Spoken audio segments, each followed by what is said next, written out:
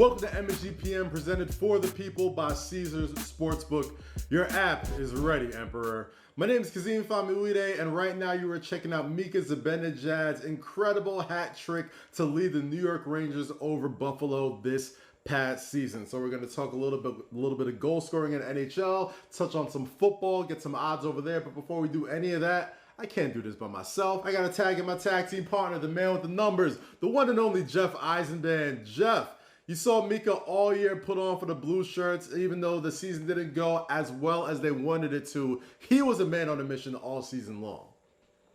Yeah, I think Mika Zibanejad would tell you he had a good season. He'd tell you, hey, I had an even better season the year before. And I think that's where I really want to turn with him for a second here. Those numbers in the 2019 to 20 season. He was averaging 1.32 points per game that season, 0.72 goals per game. He had 41 goals in 57 games. Now, why is that important? Well, we're talking about the odds here, plus 1,800 to win the goal scoring title. That rate that I mentioned, 0.72 goals per game, if Mika Zibanejad does that in 82 games, that's 59 goals. That'll win you the goal scoring title. That would have won you the goal scoring title every year going back to 2012 to 2013. So in the modern era, those are massive numbers. Artemi Panarin had that season 63 assists in 69 games. Those two guys have to get back to that form in terms of actual statistics if they want to see Mika Zibanejad win the goal scoring title. The other thing that I think is important here are the power play goals. And for Mika Zibanejad in that season, 41 goals in 57 games,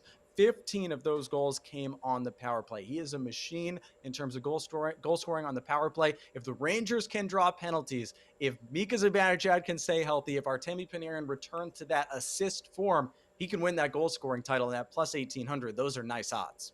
I like those odds, man. I like those odds. So let's check them out. Mind you, let's go away from the ice for a little bit.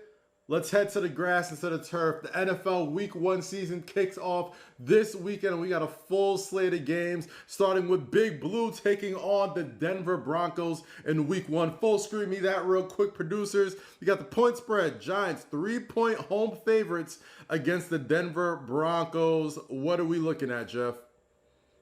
Well, first of all, Kaz, do people forget what it's like? Meadowlands home field advantage? Are Giants fans not gonna bring a point in the Giants' direction here? I'm shocked to see the Giants against a Broncos team that I think has had so many question marks over the last few seasons. Really, since they won the Super Bowl with Peyton Manning, the Broncos haven't been able to figure out their questions, and that's with all due respect to my Northwestern grad Trevor Siemian.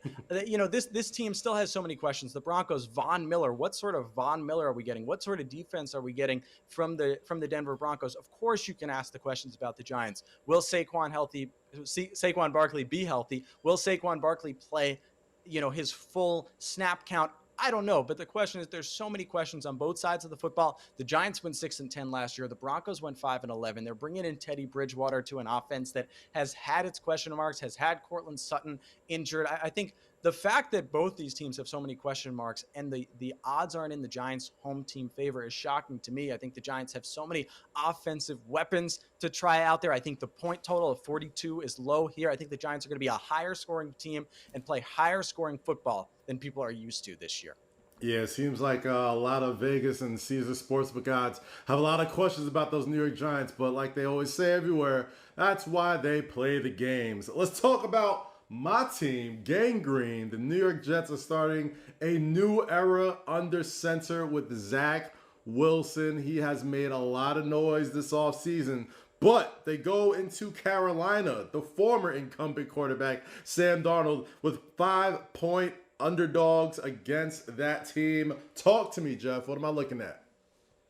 Well, right, isn't it kind of the opposite of what I just talked about two unproven teams? We know exactly what we're getting from the Carolina Panthers. Sam Darnold. We know exactly what sort of quarterback we're getting. Now, Christian McCaffrey comes back. There are some questions with the Carolina Panthers. How do they adjust to the new quarterback, to the returning running back?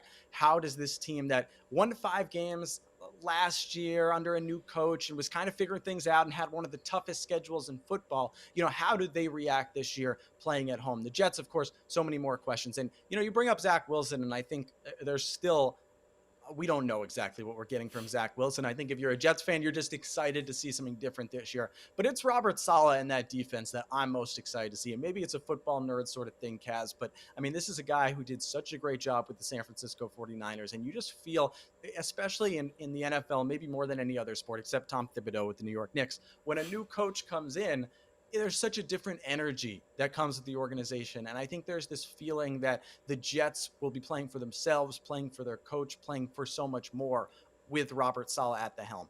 With that said, I think 5 points for a team that won, only 5 points for a team that won 2 games last year, going on the road with a rookie quarterback. That's a thin line there. I do think the Panthers are able to take down the Jets by a touchdown. The 45 points, by the way, I think that's high, though, because I think this will be a low-scoring team with 2 teams trying to figure out the offense. Yeah, they must really believe in Zach Wilson and Sam Darnold and CMC putting up a lot of points this game. So we'll see. We'll see. I'm looking forward to it.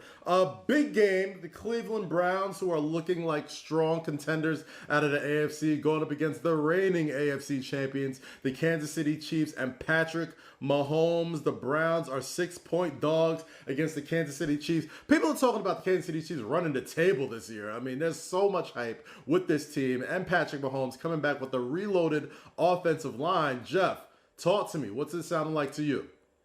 Well, remember, this was the game last season in the playoffs that Patrick Mahomes got hurt. So that's important to note here that these two teams have this rivalry about them.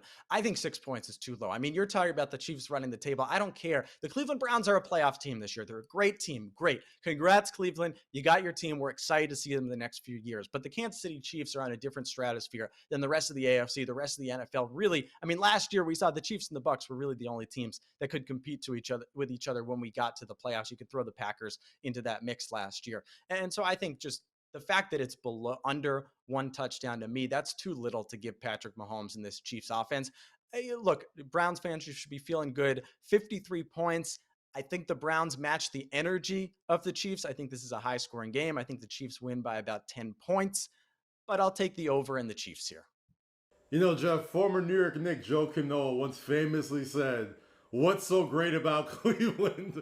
And he said some things that are pretty good about Cleveland, so hopefully nobody gets too mad at you like they got mad at him several years ago. Another big game on the slate, a team that Cleveland will have to deal with in their division, the Pittsburgh Steelers taking on the reigning AFC East champion Buffalo Bills, another team with Super Bowl aspirations. The Pittsburgh Steelers are going in as 6.5-point underdogs against the Buffalo Bills. You're shaking your head, Jeff. I feel you on that one. Seems like